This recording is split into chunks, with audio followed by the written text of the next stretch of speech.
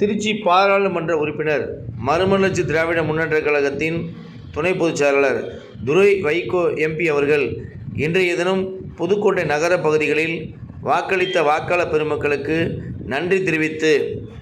16 வட்ட கழக திமுகவின் சார்பில் முன்னாள் நகர கழக செயலாளர் நைனா முகமது தலைமையில் 16வது வட்ட கழக செயலாளர் சதன் ஆசிப் மற்றும் வட்ட பிரதிநிதி சுப்பிரமணியன், சேகர், தன்வீர், சதாம் ஹுசேன், ராஜமாணிக்கம், வில்லியம், வள்ளிக்கண்ணு ஆகியோர் சிறப்பான முறையில் வரவேற்பளித்தனர். இந்நிகழ்வில் மாவட்ட, நகர, ஒன்றிய நிர்வாகிகள் பலரும் கலந்து கொண்டு விழாவினை சிறப்பித்தனர்.